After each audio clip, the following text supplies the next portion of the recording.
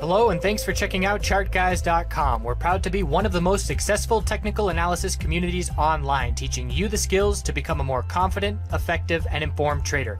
Join our community of hundreds of analysts worldwide working together to learn the charts, generate profit, and achieve financial independence. For access to daily live chart analysis and market coverage, a thriving chat community, along with dozens of hours of exclusive educational materials. We look forward to seeing you. Let's check out some charts.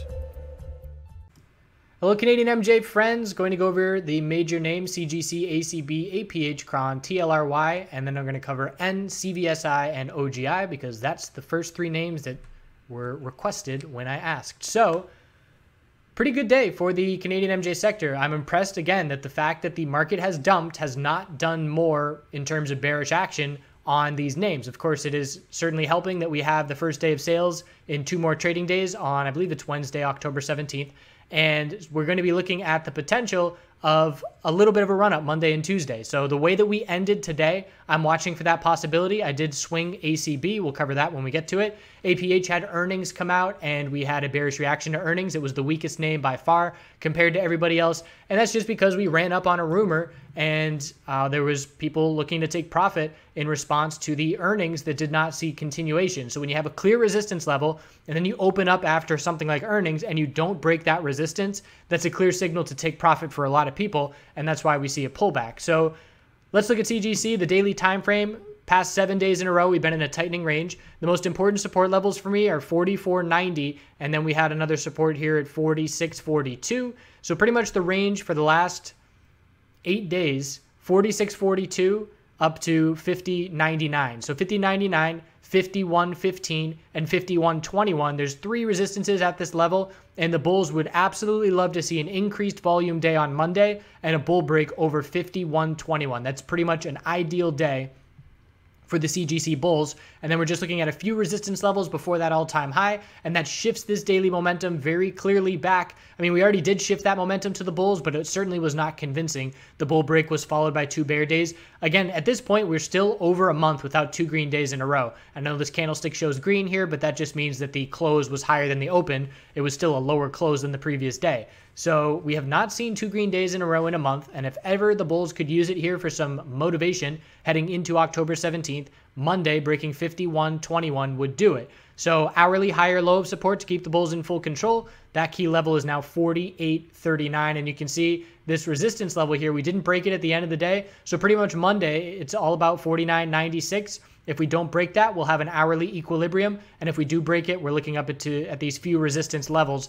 And let's see if the 4-hour time frame is giving us an ascending triangle, and it is to a certain degree. So we have a horizontal resistance line with 3 rejections, and then just higher lows every time, getting closer and closer. So a key resistance test is approaching, and the last thing that the bulls want to see is a rejection from these low $51 ranges, because that means that we're going to stay in this tightening range into October 17th. So Monday is a pretty important day. Let's see if the bulls can get follow through. ACB, I chose ACB to swing because of its strength at the end of the day and because of its clear lack of resistance. As soon as I saw follow through on this hourly pattern, I said, all right, that's an hourly bull flag looking textbook here, excuse me, looking textbook, and also the potential of this cup and handle pattern with pretty much our double top by a penny, and then healthy consolidation to the handle, and then the bull break. So I got in on this bull break continuation into the end of the day. And again, the daily time frame now has broken to higher highs, just a beautiful uptrend that continues, and we don't need a bunch of green days in a row. We haven't seen 2 green days in a row on ACB in a really long time as well, back here pretty much a month ago, but we're still seeing very significant follow through because the green days that we do get are much more significant than any of the red days during consolidation. So it's a green Marubozu candlestick, pretty much as bullish as you can get, open at the low of the day, close at the high. Volume still not entirely impressive, but we're right now entering an area with a lack of resistance. The next levels we're looking at are 1375, which we closed just below. And after 1375, we're looking up at 1520. So a lack of resistance. The all-time high is certainly in sights at this point, and it is a good setup heading into next week. The question is, can the Canadian MJ sector continue? Can the S&P 500 get a bounce and follow through And if it can, I do believe the ACB is going to look pretty good. 13.75 and 14 will be levels we're watching. If we get a gap up open on Monday, I'll probably lock in some profit. I did already lock in some profit at the end of the day. I had a larger than usual position, so I took a third of my profit and swung a normal size position. And as long as we hold 13.24, the hourly higher low pattern is intact. So that's the most important short-term level here. Nice inside bars for APH. So we have clear ranges to be watching on Monday. That's going to show up as an equilibrium on the shorter term time frames. We've got 2070 resistance, support down at 1860, 2050 resistance, and we're looking for a higher low here compared to 1860. And you can see we're just fading. It was a pretty weak day overall, especially compared to everybody else in the sector. And it's all about 1860 because if we lose that level, and really it's now going to be about 19 as well. So we close right near the low of the day. If on Monday we break 19, it's a bear break of the inside bars. 1860 is next, and if 1860 breaks, 1664 is the next daily support. If we get a bull break, we're looking $20 has to break, and then 2050 and 2070. So it definitely favors the bears just because of the weakness where we close down at the low, and it's not positioned well to absorb any weakness if the rest of the sector consolidates and sees healthy consolidation. If APH is going to correlate with that, it's not going to be healthy consolidation because it's going to be taking out a couple key support levels. So these other names, because of their bullish day today, have a lot more space to work with in terms of consolidation. But the bulls can save it. If we open above 19 on Monday and hold that level through the morning, then we'll have just a continued tightening range and we'll look back up towards that $20 level. So need to see a higher open on Monday and hold 19 for APH bulls. If we get the bear break, we're still going to look for a higher low on the daily. The last higher low was 1593, so that's not at risk. It's just in terms of can the bulls hold on and see a very strong bull break towards recent highs, or do we need further consolidation? That's what the break of these inside bars are going to tell us. So CRON is trying to shift this momentum again. Inside bar broke bullish right at the open today. CRON was one of the stronger names, and we still have an equilibrium here as well, where the 4-hour time frame, let's see, I like it better on the hourly. So we've got 1008 resistance, 894 support, 990 resistance, and now the bulls are trying for this cup and handle like pattern. It's a bit of a ways away from the next resistance level, 2%, a lower high on the right side of the cup, but the shape is there with the handle. And if we get a bull break on Monday, first thing, get over 990 and 1008, it's a very clear bull break from this cup and handle like pattern. You could definitely make the argument that that is the pattern that we have here. After 1008 is 1042, and we'll see if the bulls can break those key resistances first thing. The most important short-term level we're looking at is 961. So you get the idea now that we're doing the same thing on all these tickers because everybody's correlated. The higher low is the most important support level on these moves, and we have a couple key resistance levels approaching first thing on Monday. And APH is the only name that doesn't have this hourly setup so far out of the 4 that we've looked at, and TLRY is definitely one of the stronger names as well. Big day today for the bulls. Inside bar bull break happened at the open, and we closed at the high of the day. So we're looking at the 4-hour time frame to find some next clear resistances,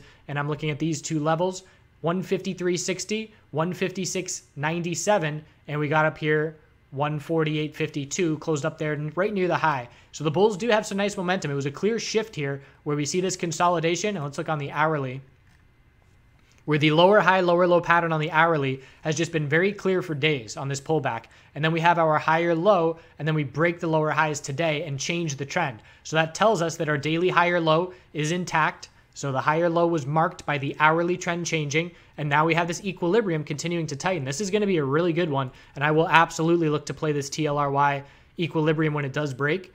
A higher low is now set at 122.13. We've got about a $51 range to be watching, and we're going to look for a lower high compared to 173.46 to stay in this pattern unless we see news or a big volume spike. I would anticipate a lower high compared to this name, but watch this tightening pattern into next week. It could break next week. It might take another week after that, but this is a really good one because it's a long range tightening up, and when we get the break, whether it's a bull break or a bear break, we should see a very easy 10-20% move once that break occurs. There's definitely all kinds of factors. The tighter we get, the more follow through we're going to get. If the bulls just go straight up and break 173.46, we're not going to get as much follow through on that break than if we set the lower high, set a higher low, and then get the break. So the tighter that you are in these equilibriums, the more follow through that you're going to get when it finally does break.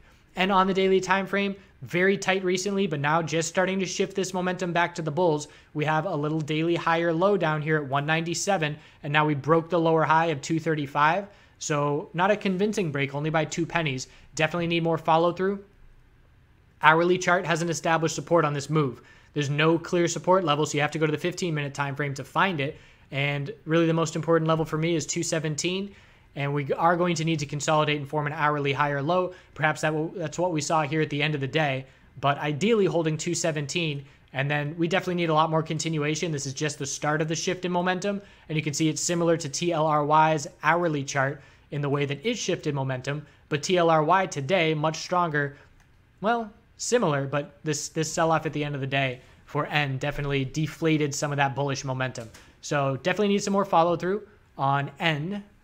And when we do get this bull move, if we do get the follow through, we will still look for a lower high. Again, the size of the pullback we saw, pretty much giving back 50% of this move, is giving us a lot of space to form that lower high and stay within this tightening range. So way more resistance on N than on a lot of these other names. CVSI, daily time frame bull break as well. So we had an initial bull move, and then a higher low established, and then a bull break of the lower highs. Resistance from here is 535, and after 535, there's a lack of immediate resistance. Well, 552 is right there, so I guess that's pretty close by. So volume is very low. We need the volume spike to come back to increase volatility again. Let's see if the weekly chart is giving us a clear pattern, and it is. So I like the weekly chart for clarity of an equilibrium. High, low, lower high, higher low. So we're going to look for a lower high compared to 624 here and stay within this weekly equilibrium unless we get a volume spike, because the volume dropping off is telling us we're staying in a tightening range. So TLRY daily equilibrium, CVSI weekly equilibrium, both worth watching over the coming weeks and maybe months. Probably weeks. CVSI is not going to stay in that pattern too long. OGI, another bull move, and a key resistance level approaching 757 and then 782. Ever since we had this weekly equilibrium, let's see if this one's still intact.